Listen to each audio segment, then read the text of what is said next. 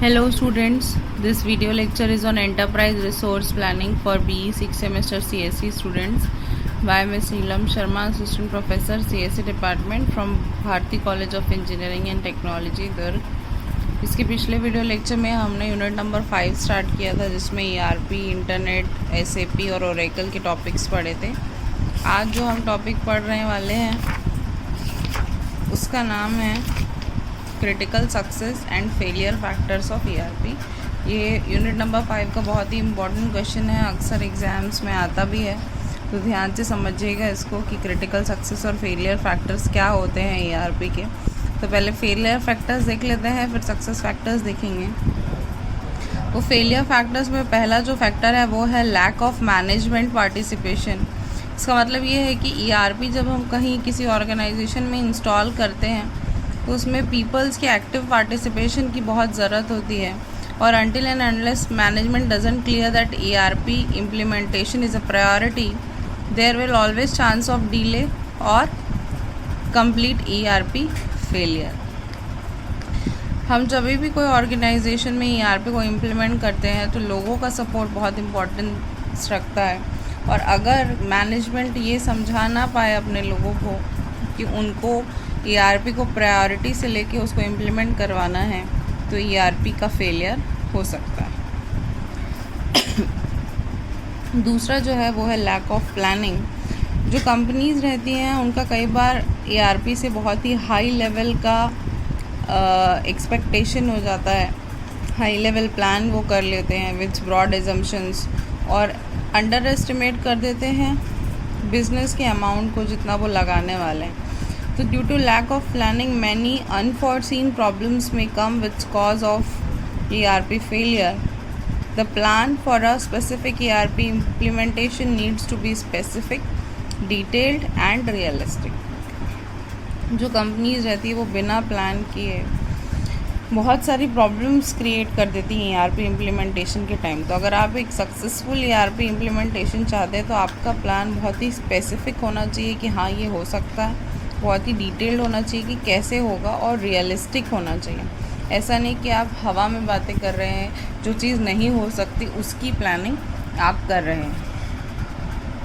तीसरा है unclear business objective. Business should clearly define what is their definition of success. Having a clear destination means defining the important business processes, financial benefits and deadlines upfront, making certain stakeholders agree how to address them.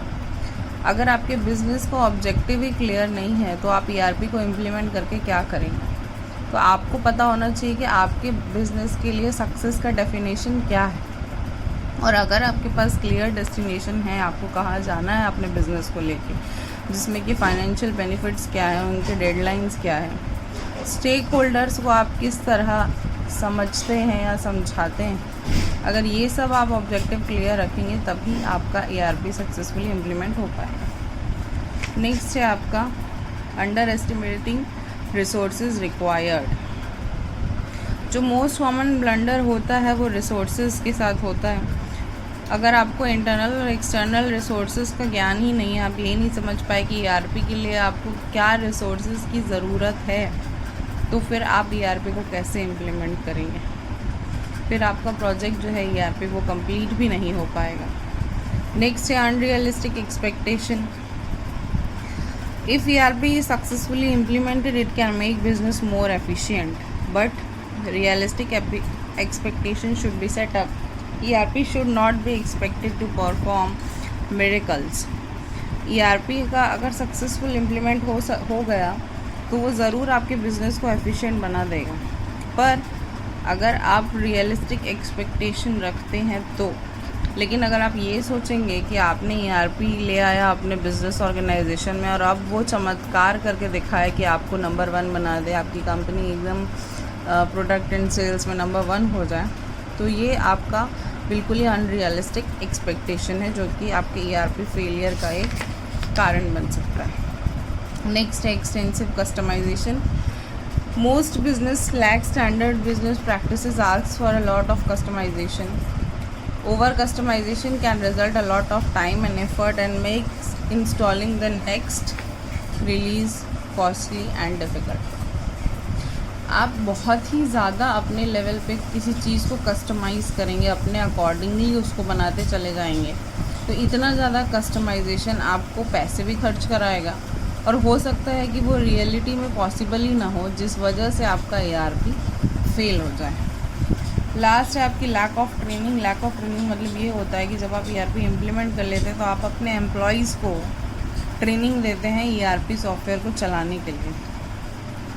तो अगर ERP software की training ठीक से ना मिली हो employees को, peoples को, तो वो नहीं समझ पाएंगे कि ERP का बेसिक क्या है, कैसे उसको रन कराना है, कैसे उससे प्रॉब्लम को सॉल्व करना है। इसीलिए हर यूज़र को पता होना चाहिए कि ERP का बेसिक क्या है, उसका ओवरव्यू क्या है, उसकी वर्किंग क्या है, और how an action by an employee triggers a host of events throughout the organisations. तो ये कुछ फेलियर फैक्टर्स थे ERP के। अब हम सक्सेस फैक्टर्स के बारे में बात कर लेते हैं। तो सबसे पहले जो सक्सेस फैक्टर होता है वो क्लाइंट सेटिस्फैक्शन होता है किसी भी चीज़ का। ERP में भी सबसे पहले वही आता है कि ओवरऑल उसका सॉल्यूशन फिट है। Training that results in knowledge users, clients want to experience the benefits of solution, emergent and contractual issues are adequately resolved। दूसरा है रिटर्न ऑफ इन्वेस्टमेंट, आपने जितना लगाया उससे ज़्यादा आपको मिला। Workflow analysis, job combination, improved manufacturing efficiency, reduction in inventory and waste, improved delivery. फिर है प्रॉपर एनालिसिस और स्ट्रॉन्ग विजिबल प्रोजेक्ट टीम। तो ये हमारे सक्सेस एंड फेलियर फैक्टर्स थे ERP के। इसके नेक्स्ट टॉपिक में हम पढ़ेंगे EIA।